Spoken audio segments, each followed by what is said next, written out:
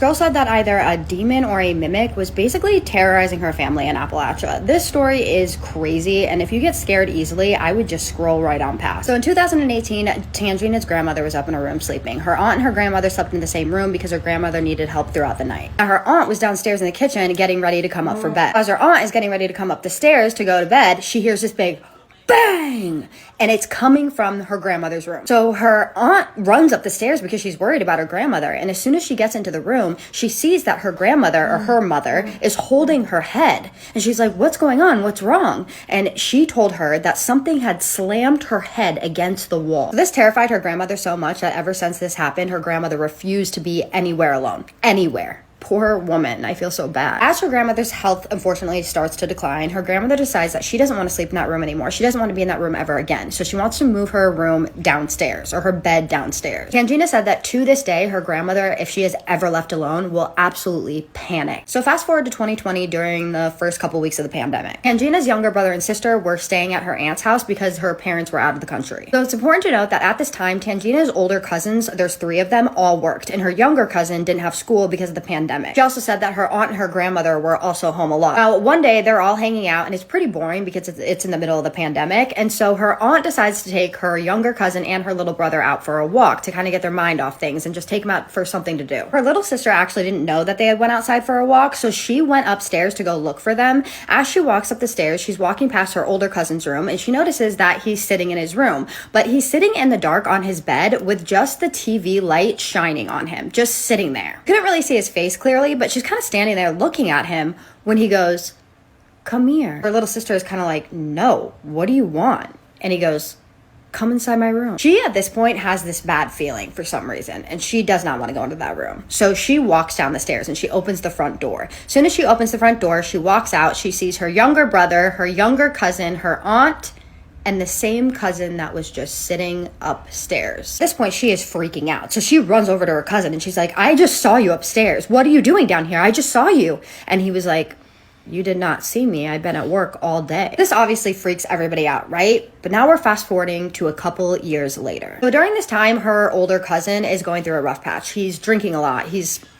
And he likes to go out into the woods to do these things. But one night, her oldest cousin, so his older brother, was upstairs sleeping in his room with his wife. Now, while they're sleeping, around 3 o'clock in the morning, his wife wakes up. She sees somebody walking around their bed. She said that she could barely see it because it was like pitch black in the room though, but she saw someone walking around her bed. And she's thinking to herself, they always lock the door. So she's thinking, that I know that door was locked. Who is in here? Whatever this is gets to the point where it's standing in front of the Wi-Fi router, and so there's light shining on it, and she sees that it's her husband's younger brother, the same one that was having a rough time, that was struggling. Now, he had long hair at the time, and she noticed that it was like in front of his face. So she thinks this is weird, as would anyone. Then she watches him as he starts shaking his head like this and walking from the door to the foot of the bed to back. Just door, foot of the bed, back. She gets so scared at this point that she starts trying to wake up her husband, and he's not waking up at all. So she starts digging her nails into him, kind of like secretively. He's still not waking up. She is frozen in fear watching this, when finally, he wakes up. She then looks over at him and she goes, your younger brother's in our room. He looks over, and there's no one in the room anymore. And she's like, I swear he was just in the room. And he's like, we have to talk about this tomorrow. I'm too tired. The next morning, they get up and they walk downstairs, and he goes up to his little brother and he's like, listen, were you in our room last night? And he goes, no, I wasn't even home. He was out in the woods. Tangina also mentioned that in their culture, they don't get intoxicated, or they're not supposed to, because they believe that they are more susceptible to evil if they do. So he was the only one that would ever get intoxicated. Things just get worse. Fast forward to about a year ago at this point. Her cousin's wife is doing laundry downstairs in the basement. It's important to note that there are 2 big fridges in the basement. Top of the fridge is their laundry product. So her cousin's wife is doing laundry and she reaches for the detergent pods on top of the fridge. But as soon as she reaches for it, the box just slides back. At this point, she's like, okay, my mind is playing tricks on me. So she reaches up for it again and slides back again. At this point, she's getting annoyed. So she jumps up, goes to reach for it, and the box just slides all the way back aggressively, hits the wall, falls behind the fridge. At this point, she's like, nope, and she runs upstairs. This next part I think is the scariest part of the story.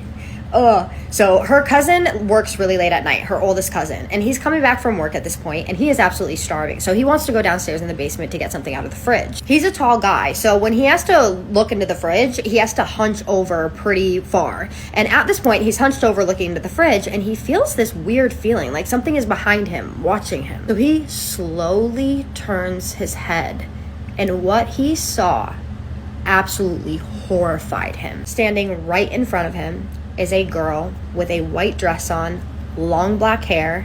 Her mouth is literally unhinged. It's open so wide, and her eyes are just rolled into the back of her head. She's doing the same head shaking motion from side to side as her wife saw her brother doing. This reminds me of one of my scary stories. She said that he ran up those stairs so fast, and it was a long time before he ever went back in that basement. After this, somebody sends them some sort of message. Her oldest cousin is cooking in the kitchen and hears this rattling coming from inside of the fridge. They have this magnetic scissor holder on the fridge, but he just kind of ignored it and continued cooking. But as he's cooking, he couldn't help but look at the fridge again. And as he did, he saw the scissors lift up out of their holder and just fall to the ground. Tangina said that she doesn't know how that happened or if that was some sort of message, but she wants to know if anyone has any thoughts on any of this. Oh God, what did you guys think about that story? I cannot. The head shaking thing, if you guys had watched my content, you know my story about the head shaking woman that I saw when I was younger, and it just freaks me out so bad to think about it. Whatever this was not good. I personally don't think that it was a mimic. I actually think that it was a demon. That's what it sounds like to me. This sounds demonic to me. This sounds like whatever this was truly trying to scare the ever-loving shit out of them. Do you guys think this was all one entity, or do you think it was multiple? That's kind of one of the questions that I have. So drop your thoughts, opinions, and suggestions down in the comments. But as always, please be respectful. I wish I could give more commentary, but I can't because I have to do the shout outs and we're almost out of time. Logan Loff. I hope I said that right. Lauf or Loff, I'm not sure. But you commented underneath one of my videos on my beauty page. And I was like, and you said I was your favorite storyteller. And I was like, oh my God, that's the best ever. Thank you so much. I love that I'm your favorite. That means so much to me. And yes, I do have that page. That is my work page. So just take that with a grain of salt.